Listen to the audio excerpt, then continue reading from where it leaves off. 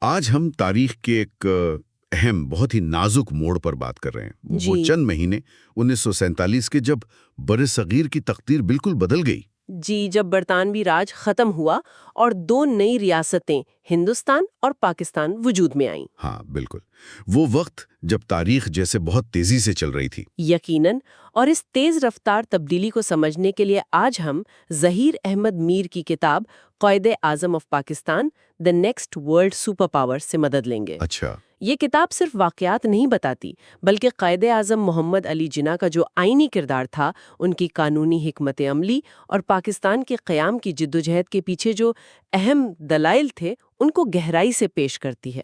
مصنف خود بھی قانون کے شعبے سے ہیں۔ زبردست۔ تو آج ہم یہ سمجھنے کی کوشش کریں گے کہ وہ جو کابینہ مشن ناکام ہوا، اس کے بعد اچانک ایسا کیا ہوا کہ حالات اتنی تیزی سے بدلے جی اور تقسیم ناگزیر ہو گئی۔ جی پھر یہ لارڈ ماؤنٹ بیٹن کا کیا منصوبہ تھا؟ اس نے کیسے چیزوں کو اور تیز کیا؟ وہ بھی دیکھیں گے۔ اور آخر میں وہ کون سا قانون تھا، انڈین انڈیپینڈنس ایکٹ، جس نے اس تقسیم اور آزادی کو آپ کہہ لیں قانونی شکل دی؟ بالکل، تو آئیے اس پر تفصیل سے بات کرتے ہیں۔ تو جیسے ہی کابینہ مشن پلان ناکام ہوا، برصغیر میں یوں سمجھیں ایک طوفان سا آ گیا۔ غیر یقینی کی کیفیت تھی، ہر طرف بے چینی، اندیشے۔ جی ہاں، اور فرقہ وارانہ کشیدگی تو بہت ہی بڑھ گئی تھی۔ وہ جو عبوری حکومت بنی تھی وہ بھی آپس کے اختلافات کی وجہ سے ارڑ تقریباً کام ہی نہیں کر رہی تھی۔ صحیح۔ تو برطانیہ کو اندازہ ہو گیا کہ بھئی اب یہاں سے نکلنا ہی پڑے گا، منظم طریقے سے اقتدار منتقل کرنا ہوگا۔ درست کہا آپ نے۔ اسی بگڑتی ہوئی صورتحال کو دیکھتے ہوئے برطانوی وزیر اعظم ایٹلی نے فروری 1947 میں ایک بڑا اعلان کر دیا۔ ہاں، وہ جون 1948 والی تاریخ کا؟ بالکل، انہوں نے کہا کہ جون 1948 تک برطانیہ ہندوستان چھوڑ دے گا اور اقتدار مقامی لوگوں کو سونپ دیا جائے گا۔ لیکن اصل میں زمین پر حالات اس اعلان سے کہیں زیادہ تیزی سے خراب ہو رہے تھے۔ مطلب ڈیڈ لائن سے پہلے ہی حالات قابو سے باہر ہو رہے تھے۔ جی بالکل، فسادات، انتشار، اس سب نے برطانیہ کو مجبور کیا کہ وہ اپنی حکمت عملی پر دوبارہ غور کرے۔ خاص طور پر پنجاب اور بنگال میں تو بہت ہی برے حالات تھے۔ ذرائع بتاتے ہیں کہ پنجاب میں تو جیسے خانہ جنگی شروع ہو گئی تھی اور بنگال میں بھی خوف پھیلا ہوا تھا۔ جی، ایسا لگتا تھا کہ آئینی حل کی باتیں پیچھے رہ گئی ہیں اور وہ سڑکوں پر تشدد کا راج ہے۔ بس کوئی بھی چنگاری بڑی آگ لگا سکتی تھی۔ اسی ماحول میں پھر لارڈ ماؤنٹ بیٹن آئے، مارچ 1947 میں ہندوستان کے آخری وائس رائے۔ جی ہاں، اور انہیں اختیارات بھی آپ دیکھیں بہت زیادہ دیے گئے تھے۔ شاید پہلے کسی وائسرائے کو اتنے اختیارات نہیں ملے تھے۔ اچھا، کس قسم کے اختیارات؟ انہیں کہا گیا تھا کہ وہ اقتدار اس شکل میں منتقل کریں جو ہندوستانیوں کی خواہشات کے مطابق ہو۔ یہ بہت بڑی بات تھی۔ یعنی کوئی ایک حل تھوپا نہیں گیا تھا؟ نہیں، بالکل نہیں۔ اس کا مطلب تھا کہ وہ زمینی حقائق دیکھ کر فیصلہ کر سکتے تھے۔ متحدہ ہندوستان ضروری نہیں تھا۔ ظہیر احمد میر کی کتاب میں بھی اس نقطے پر زور ہے کہ اسی وسیع مینڈیٹ نے ماؤنٹ بیٹن کو تقسیم کے منصوبے پر تیزی سے کام کرنے کا موقع دیا۔ تو ماؤنٹ بیٹن نے آتے ہی کام شروع کر دیا، فوراً تمام بڑے سیاسی رہنماؤں سے ملنا جلنا شروع کیا؟ جی بالکل، ملاقاتوں کا ایک طویل سلسلہ شروع کیا، یہ دیکھنے کے لیے کہ مستقبل کے لیے کیا کیا راستے ممکن ہیں۔ کیا آپشنز تھے اس وقت؟ کیا سوچا جا رہا تھا؟ دیکھیں، کئی چیزیں زیر غور تھیں۔ کیا کابینہ مشن پلان میں کوئی تبدیلی کر کے وفاقی ڈھانچہ بچ سکتا ہے، یا شاید ایک کمزور مرکز والی کنفیڈریشن بن جائے؟ یا پھر وہ تیسرا آپشن؟ یا پھر یہ کہ حالات اتنے بگڑ چکے ہیں کہ دو الگ خود مختار ریاستیں ہی واحد حل ہیں۔ اور یہاں پر قائد اعظم کا موقف کیا تھا؟ قائد اعظم کا موقف، جیسا کہ میر صاحب کی کتاب میں بھی تفصیل ہے، بالکل واضح تھا۔ وہ کسی کمزور مرکز والے حل پر راضی نہیں تھے۔ وہ بین الاقوامی قانون کے تحت ایک مکمل خود مختار ریاست پاکستان کا مطالبہ کر رہے تھے۔ مکمل خود مختار مطلب ایک ایسی آزاد ریاست جس کی اپنی عالمی شناخت ہو، اپنی خارجہ پالیسی، دوسرے ملکوں سے برابری کی سطح پر تعلقات، یہ ان کا بنیادی نقطہ تھا۔ اور کانگریس؟ وہ تو تقسیم کے خلاف تھی۔ جی ہاں، کانگریس کی عادت تو سختی سے تقسیم کی مخالف تھی اور ایک متحدہ مضبوط مرکزی حکومت والا ہندوستان چاہتی تھی۔ تو یہ تو بالکل مخالف سمتیں تھیں۔ بالکل، اور اسی کشمکش اور بگڑتے حالات میں لارڈ ماؤنٹ بیٹن نے حیرت انگیز تیزی سے صرف 2 مہینوں میں اپنا منصوبہ تیار کر لیا۔ صرف 2 مہینے؟ جی، اور 3 جون 1947 کو انہوں نے یہ منصوبہ پیش کر دیا، جسے 3 جون پلان یا ماؤنٹ بیٹن پلان کہتے ہیں۔ اور اس پلان نے آتے ہی وہ متحدہ ہندوستان کا باب بند کر دیا؟ ہاں، کم از کم اس شکل میں جو کابینہ مشن نے تجویز کی تھی۔ ماؤنٹ بیٹن پلان نے صاف صاف کہہ دیا کہ برطانوی ہندوستان کو 2 نئی ڈومینین ریاستوں میں تقسیم کیا جائے گا، ہندوستان اور پاکستان۔ ڈومینین کا کیا مطلب تھا اس وقت؟ مکمل آزادی نہیں تھی؟ دیکھیں، یہ ایک عبوری حیثیت تھی۔ مطلب یہ تھا کہ اندرونی طور پر تو ریاستیں خود مختار ہوں گی، اپنی آئین ساز اسمبلیاں ہوں گی جو آئین بنائیں گی، لیکن رسمی طور پر سربراہ مملکت برطانوی بادشاہی رہے گا جب تک وہ اپنا آئینی نظام مکمل نہ کر لیں۔ اچھا، اور اس پلان میں سب سے مشکل کام تو پنجاب اور بنگال کی تقسیم کا رہا ہوگا۔ یقیناً، اس کا طریقہ کار بھی اسی پلان میں طے کیا گیا کہ مسلم اور غیر مسلم اکثریت والے اضلاع کی بنیاد پر حد بندی ہوگی، جو بعد میں ریڈ کلف ایوارڈ کی شکل میں سامنے آیا۔ تو مسلم لیگ نے، قائد اعظم نے یہ پلان قبول کر لیا؟ جی، قائد اعظم نے اسے قبول کیا، لیکن یہ کوئی وہ کہتے ہیں نا خوشی سے جھوم اٹھنے والا موقع نہیں تھا۔ سمجھوتا تھا ایک طرح سے۔ تحقیق بھی یہی بتاتی ہیں۔ قائد اعظم نے اسے ایک ناگزیر سمجھوتے کے طور پر قبول کیا۔ ان کے وہ مشہور الفاظ ہیں نا، ہمیں کٹا پھٹا اور مسخ شدہ پاکستان دیا گیا ہے، مگر میں خوش ہوں کہ ہمیں بالآخر پاکستان مل رہا ہے۔ یہ الفاظ بہت کچھ کہہ جاتے ہیں۔ جی، یہ اس وقت کی حقیقت بتاتے ہیں۔ جو مل رہا تھا وہ شاید وہ نہیں تھا جس کا تصور تھا، لیکن ایک الگ وطن کا مل جانا ہی بذات خود بہت بڑی کامیابی تھی۔ تو یہ منصوبہ مطلب تقسیم کی طرف آخری قدم تھا؟ بلا شبہ یہاں سے واپسی ممکن نہیں تھی۔ برے صغیر کا نقشہ ہمیشہ کے لیے بدل گیا۔ متحدہ ہندوستان ایک خواب بن گیا۔ اچھا، تو پلان منظور ہو گیا، اب اسے قانونی شکل دینا باقی تھا؟ جی ہاں، اب سیاسی فیصلے کو آئینی اور قانونی جامہ پہنانے کی باری تھی، اور یہ کام کیا برطانوی پارلیمنٹ نے۔ کب ہوا یہ؟ 18 جولائی 1947 کو انہوں نے انڈین انڈیپینڈنس ایکٹ 1947 یعنی قانون آزادی ہند منظور کیا۔ یہی وہ قانون تھا جس نے ہندوستان اور پاکستان کی آزادی کو قانونی حقیقت بنایا۔ یہ ایکٹ تو بہت ہی اہم ہوگا پھر۔ تاریخی اور آئینی لحاظ سے بے مثال ہے۔ اسی قانون کے ذریعے ہندوستان پر برطانوی تاج کی حکومت ہمیشہ کے لیے ختم ہو گئی۔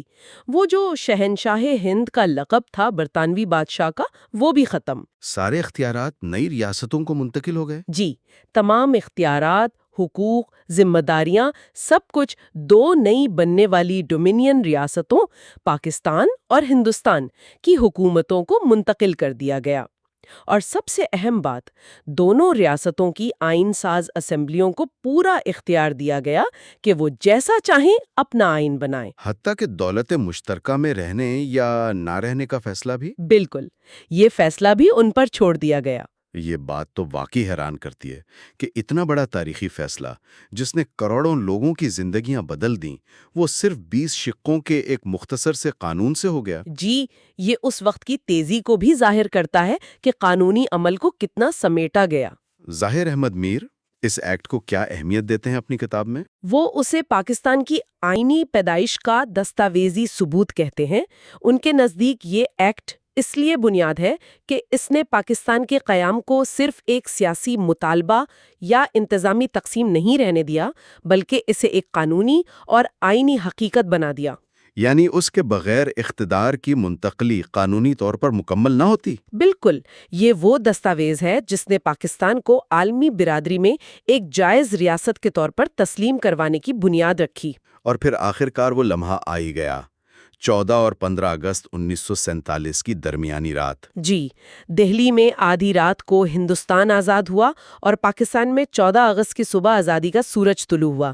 تاریخ کا ایک نیا باب۔ پاکستان میں تقریبات کہاں ہوئیں؟ کراچی میں؟ جی، اس وقت کے دارالحکومت کراچی میں ایک پروقار تقریب ہوئی جہاں قائد اعظم محمد علی جناح نے پاکستان کے پہلے گورنر جنرل کے طور پر حلف اٹھایا۔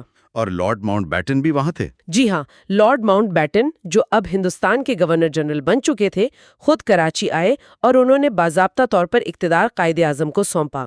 اس موقع پر قائد اعظم کی تقریر وہ تو تاریخی تھی۔ بالکل، وہ صرف رسمی تقریر نہیں تھی، اس میں ایک نئی قوم کے لیے مستقبل کا پورا ویژن تھا، رہنما اصول تھے۔ ان کے وہ الفاظ ایمان، تنظیم اور یقین محکم، یہ تو آج بھی ہمارے لیے مشعل راہ ہیں۔ یقیناً، اگر ہم عظیم جذبے کے ساتھ کام کریں اور اپنے نصب العین یعنی ایمان، تنظیم اور یقین محکم کو سامنے رکھیں تو کامیابی ہمارے قدم چومے گی۔ یہ صرف نعرہ نہیں تھا، یہ ایک لاہے عمل تھا۔ ایمان، تنظیم، یقین محکم، ان کا مطلب کیا تھا قائد اعظم کے نزدیک؟ دیکھیں، یہ صرف الفاظ نہیں تھے، یہ ایک پوری سوچ تھی۔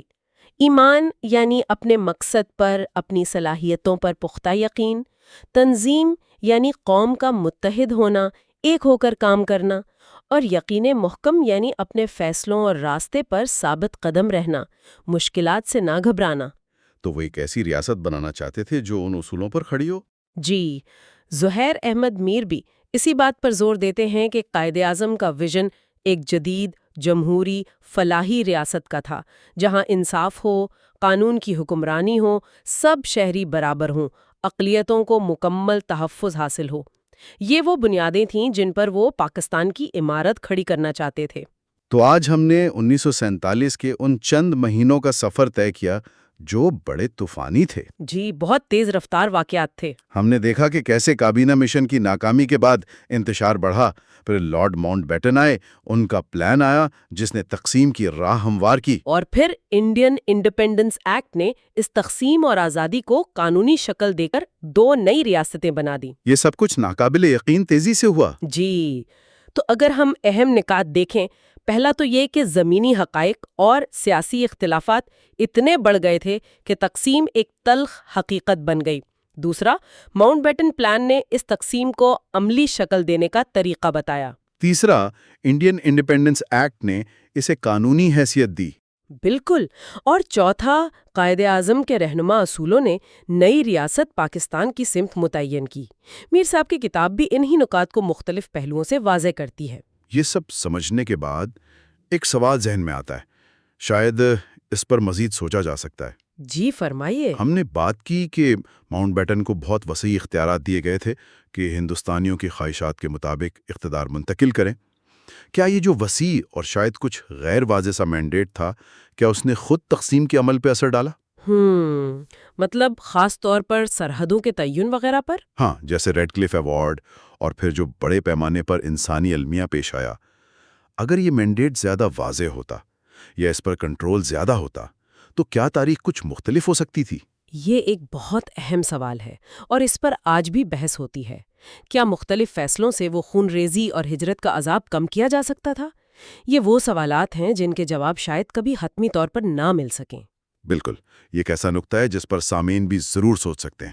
پاکستان فاؤنڈیشن نامی کتاب کے کچھ اقتباسات پر مبنی ہے۔ جی، تو آج ہماری کوشش یہ رہے گی کہ ہم اس مواد کی روشنی میں یہ سمجھیں کہ قائد اعظم نے کیسے اپنی قانونی سمجھ بوجھ، اپنی آئینی مہارت اور جو ان کی منطقی استدلال کی طاقت تھی اسے استعمال کیا، بالکل، اور اس کے ذریعے ایک سیاسی نظریے کو جو لاکھوں کا خواب تھا ایک ٹھوس، ایک آپ کہہ لیں آئینی حقیقت میں بدلا۔ یعنی ایک ویژن کو حقیقت کا روپ دیا قانون کے ذریعے۔ بالکل، اور یہ اقتباسات ایک بات تو بہت واضح کرتے ہیں کہ 1947 میں جو ہوا وہ صرف اقتدار کی منتقلی نہیں تھی کہ بس انگریز چلے گئے۔ نہیں، اس سے کہیں زیادہ تھا۔ جی، یہ دراصل قائد اعظم کی قیادت میں چلنے والی ایک بڑی پیچیدہ اور کامیاب قانونی اور آئینی مہم کا نتیجہ تھا۔ ایک مہم جس نے ایک تصور کو، ایک نظریے کو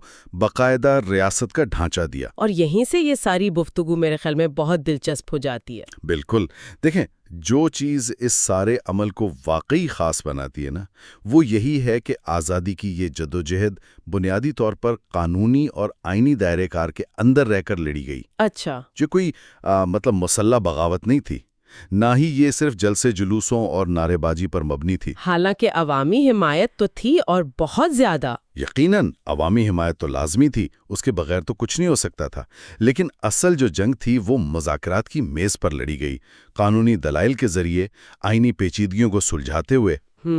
اور یہ بذات خود ایک غیر معمولی بات ہے کہ ایک اتنا کامیاب، اتنا منجھا ہوا وکیل وہ ایک پوری قومی تحریک کی قیادت کر رہا ہے، اور اسے قانون کے ہتھیاروں سے کامیابی تک پہنچا رہا ہے۔ بالکل قانون کے ہتھیاروں سے۔ اسی نقطے کو بہت خوبصورتی سے ایک قول میں بیان کیا گیا ہے جو ہمارے آج کے مواد میں بھی شامل ہے۔ ظہیر احمد میر کا قول ہے۔ جی میں نے بھی پڑھا۔ وہ لکھتے ہیں، پاکستان تحفہ نہیں تھا، یہ قانون کے دائرے میں حاصل کی گئی آزادی تھی، ایک وکیل سے قائد بننے کا سفر۔ بہت گہری بات ہے، چند الفاظ ہے لیکن معنی بہت زیادہ۔ جی، ان چند الفاظ میں بہت کچھ ہے غور کرنے کے لیے، ہے نا؟ یقیناً یقیناً۔ اس قول میں دیکھیں کئی اہم پہلو ہیں۔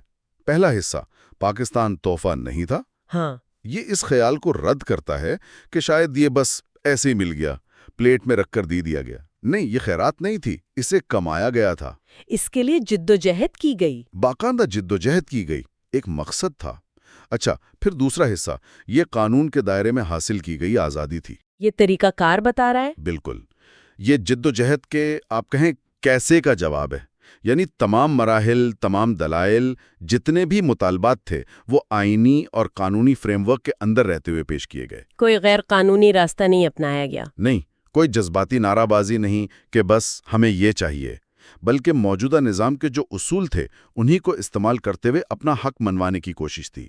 یہ غیر فعال رویہ نہیں تھا کہ بس جو مل جائے قبول کر لو۔ نہیں، یہ تو بہت فعال حکمت عملی لگتی ہے۔ بالکل، فعال طور پر قانونی حکمت عملی اور پیچیدہ مذاکرات کے ذریعے ایک فتح حاصل کی گئی۔ اور پھر وہ آخری حصہ، ایک وکیل سے قائد بننے کا سفر، یہ کیا ظاہر کرتا ہے؟ یہ صرف ایک شخص کی ذاتی ترقی نہیں ہے، یہ اصل میں پوری تحریک کے کردار کی عکاسی ہے۔ اچھا، ایک شخص جس کی اصل طاقت کیا تھی؟ قانون کی سمجھ بوجھ، منطق، دلیل۔ اس نے اپنی اسی صلاحیت کو ایک قوم کی تقدیر بدلنے کے لیے استعمال کیا۔ واو! یہ جو تبدیلی ہے، یہ ارتقاء کہ ایک بیرسٹر محمد علی جناح سے وہ قائد اعظم بنتے ہیں، یہ اس جدوجہد کی روح ہے۔ اس سے پتہ چلتا ہے کہ قیادت کا انداز کیسا تھا، نیپا تلا، منطقی اور سب سے بڑھ کر قانونی بنیادوں پر استوار۔ یہ واقعی بہت دلچسپ وضاحت ہے۔ تو اس کا مطلب تو یہ ہوا کہ اگر ہم پاکستان کے قیام کو صرف سیاسی جلسوں، قراردادوں اور عوامی لہر کے طور پر دیکھتے ہیں تو ہم تصویر کا ایک بہت اہم حصہ شاید مس کر رہے ہیں۔ بالکل، ایک بہت بڑا حصہ۔ یہ زاویہ ہمیں بتا رہا ہے کہ پس پردہ ایک انتہائی منظم، قانونی اور آئینی جنگ لڑی جا رہی تھی، جس کی بنیاد گہری منصوبہ بندی اور ٹھوس قانونی دلائل پر تھی۔ صحیح۔ کیا ہمارے پاس جو مواد ہے وہ اس قانونی حکمت عملی کی کچھ عملی مثالیں بھی دیتا ہے کہ مطلب قائد اعظم نے کیسے اپنی قانونی مہارت کو مذاکرات میں استعمال کیا؟ ہاں، مواد اس طرف اشارہ کرتا ہے۔ دیکھیں، یہ تو اقتباسات ہیں، پوری کتاب نہیں، لیکن ان میں یہ بات واضح ہے کہ قائد اعظم کا انداز انتہائی میٹیکولس تھا، یعنی باریک بینی والا۔ مثال کے طور پر وہ جو کیبنٹ مشن پلان 1946 کے دوران مذاکرات ہوئے، ان کا ذکر ہے۔ جی، وہ بہت اہم مرحلہ تھا۔ بالکل، وہاں قائد اعظم نے پلان کی ہر شق کا، ہر نقطے کا قانونی اور آئینی نقطہ نظر سے گہرا تجزیہ کیا۔ انہوں نے صرف یہ نہیں کہا کہ ہمیں یہ چاہیے یا وہ چاہیے، انہوں نے اپنے مطالبات کو قانونی زبان دی، آئینی دلائل کے ساتھ پیش کیا۔ اچھا، وہ الفاظ کے چناؤ میں بھی انتہائی محتاط ہوتے تھے تاکہ مستقبل میں کوئی ان کی غلط تشریح نہ کر سکے۔ یہ تو وکیلوں والی بات ہوئی۔ بالکل، یہ ایک ماہر وکیل کی نشانی ہے۔ وہ بار بار اقلیتوں کے آئینی تحفظات کا معاملہ اٹھاتے۔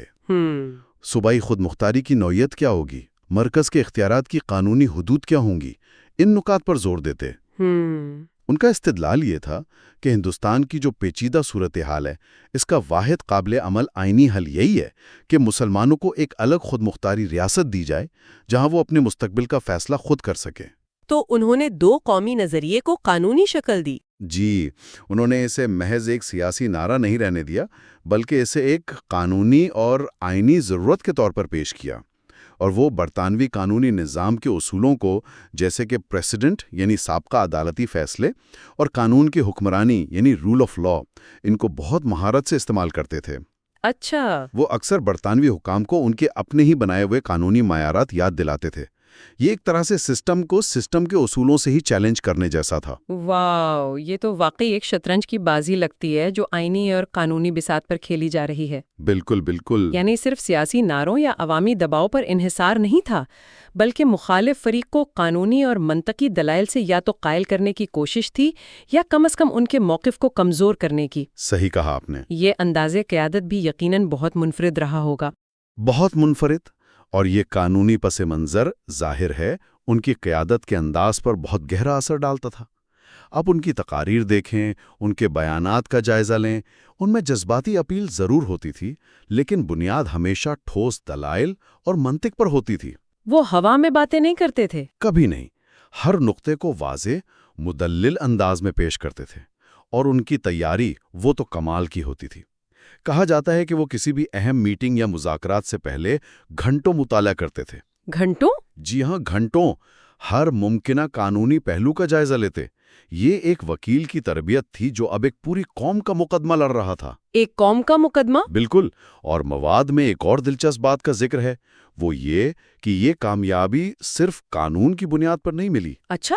تو پھر بلکہ قانون اور یقین، لا اینڈ کنوکشن کے امتزاج سے ملی۔ قانون اور یقین مطلب یہ کہ ایک طرف تو بے مثال قانونی حکمت عملی تھی، لیکن دوسری طرف ایک چٹان جیسا یقین تھا، ایک عزم تھا کہ یہ مقصد حاصل کرنا ہی کرنا ہے۔ صحیح۔ قائد اعظم کو اپنے موقف کی سچائی پر، اس کے قانونی جواز پر کامل یقین تھا، اور یہی یقین تھا جس نے انہیں انتہائی مشکل حالات میں بھی، جب مخالفت ہر طرف سے تھی، ثابت قدم رکھا۔ تو قانونی مہارت کو اس پختہ یقین کی حمایت حاصل تھی۔ بالکل، اگر یہ یقین نہ ہوتا تو شاید صرف قانونی مہارت کافی نہ ہوتی، شاید نتیجہ مختلف ہوتا۔ یہ قانون اور یقین کا امتزاج، یہ واقعی ایک طاقتور تصور ہے۔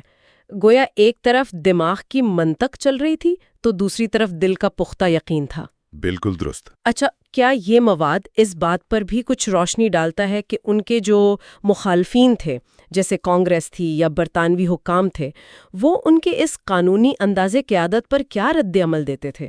کیا وہ اس سے پریشان ہوتے تھے یا اسے بس ایک وکیل کی چال سمجھتے تھے؟ اقتباسات سے جو تاثر ملتا ہے وہ یہ ہے کہ ان کے مخالفین ان کی قانونی گرفت اور منطقی استدلال سے اکثر مشکل میں پڑ جاتے تھے۔ اچھا۔ ان کے دلائل کو رد کرنا آسان نہیں ہوتا تھا، کیونکہ وہ عموماً حقائق اور قانونی اصولوں پر مبنی ہوتے تھے۔ ہو سکتا ہے بعض اوقات اسے محض وکیلانہ موشگافی سمجھا گیا ہو، لیکن جلد ہی یہ واضح ہو جاتا تھا کہ ان قانونی نکات کے پیچھے ٹھوس سیاسی اور آئینی مطالبات ہیں۔ تو وہ انہیں سنجیدگی سے لیتے تھے۔ لینا پڑتا تھا، خاص طور پر برطانوی حکام جو خود قانون اور ضابطے کے پابند تھے۔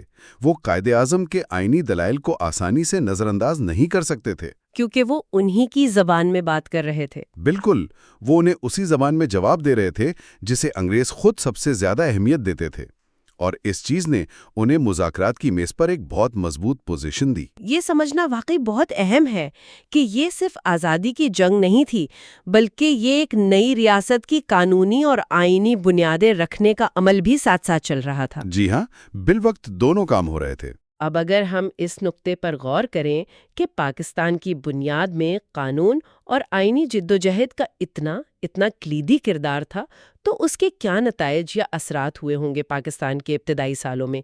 کیا اس قانونی بنیاد نے شروع میں معاملات کو آسان بنایا یا شاید کچھ نئی پیچیدگیاں بھی پیدا کیں؟ یہ بہت اہم سوال ہے۔ مواد اس طرف اشارہ کرتا ہے کہ اس قانونی اور آئینی جدوجہد کے ذریعے آزادی حاصل کرنے کا ایک فوری فائدہ تو یہ ہوا کہ نئی ریاست کو شروع سے ہی ایک قانونی ڈھانچہ مل گیا، ایک بنا بنایا فریم ورک۔ جی، اقتدار کی منتقلی نسبتاً منظم طریقے سے ہوئی۔ گو کہ تقسیم کے وقت جو تشدد ہوا اسے ہم نظر انداز نہیں کر سکتے، وہ ایک الگ المیہ ہے۔ جی، وہ تو ہے۔ لیکن ریاست کے حوالے سے ایک آئینی تسلسل موجود تھا۔ عبوری آئین کے طور پر گورنمنٹ آف انڈیا ایکٹ 1935 کو اپنایا گیا، کچھ ضروری ترامیم کے ساتھ۔ اس سے ریاست کو چلانے کے لیے فوری طور پر ایک قانونی بنیاد مل گئی۔ تو اس سے ایک استحکام آیا شروع میں۔ ایک حد تک، جی۔ تاہم اس کا ایک دوسرا پہلو بھی ہو سکتا ہے۔ چونکہ آزادی ایک قانونی سمجھوتے کے تحت حاصل ہوئی تھی تو شاید شروع میں انہی نوآبادیاتی قانونی ڈھانچوں اور روایات پر انحصار زیادہ رہا ہو جن سے آزادی حاصل کی گئی تھی۔ اچھا، یہ بھی ایک نکتہ ہے۔ پھر یہ سوال بھی سامنے آیا ہوگا کہ اس قانونی فتح کو ایک ایسی ریاست کی شکل کیسے دی جائے جو عوام کی امنگوں کی عکاسی کرتی ہو، خاص طور پر جو اسلامی تشخص کا حوالہ تھا۔ یعنی وہ جو یقین والا عنصر تھا اسے عملی شکل دینا۔ بالکل، اس کنوکشن کو عملی ریاستی اور آئینی شکل دینا یہ ایک بڑا چیلنج رہا ہوگا۔ لہٰذا یہ کہنا شاید درست ہوگا کہ قانونی بنیاد نے ایک مضبوط آغاز تو فراہم کیا، لیکن ساتھ ہی مستقبل کے لیے کئی اہم سوالات اور چیلنجز بھی پیدا کیے جن سے نئی ریاست کو نمٹنا تھا۔ جیسا کہ مواد میں کہا گیا ہے، برطانوی راج کا خاتمہ پاکستان کا آغاز تھا۔ جی، اور یہ آغاز اسی قانون اور یقین کی بنیاد پر ہوا تھا۔ بہت خوب۔ تو اگر ہم آج کی اس ساری گفتگو کا خلاصہ کریں تو چند اہم باتیں سامنے آتی ہیں۔ جی، پہلی یہ کہ قائد اعظم محمد علی جناح کی قانونی مہارت اور ان کا آئینی فہم یہ پاکستان کے قیام کی جدوجہد میں کوئی اضافی خوبی نہیں تھی، بلکہ یہ مرکزی حیثیت رکھتی تھی۔ بنیادی حیثیت، بالکل۔ دوسری بات یہ کہ پاکستان کا قیام صرف ایک سیاسی تحریک کا نتیجہ نہیں تھا، بلکہ یہ ایک بہت پیچیدہ قانونی اور آئینی جنگ تھی جو کامیابی سے لڑی گئی۔ صحیح۔ اور تیسری بات یہ کہ قائد اعظم کا جو انداز قیادت تھا، ان کی منطق، ان کی تیاری، یہ سب ان کے قانونی پس منظر سے گہرے طور پر جڑے ہوئے تھے، اور اس میں یقین کا عنصر شامل ہو کر اسے مزید مؤثر بناتا تھا۔ جی ہاں، قانون اور یقین کا امتزاج۔ بالکل، اور یہ قانونی اور آئینی جدوجہد کا ورثہ، یہ قانون کی حکمرانی پر زور اور یہ دلیل کی بنیاد پر اپنا مقدمہ پیش کرنے کا انداز، یہ سب نئی ریاست کے لیے ایک مثال بھی بنا اور ایک بنیاد بھی۔ یہ سمجھنا ضروری ہے کہ پاکستان کا آغاز ایک خاص نظریاتی اور قانونی بنیاد پر ہوا تھا۔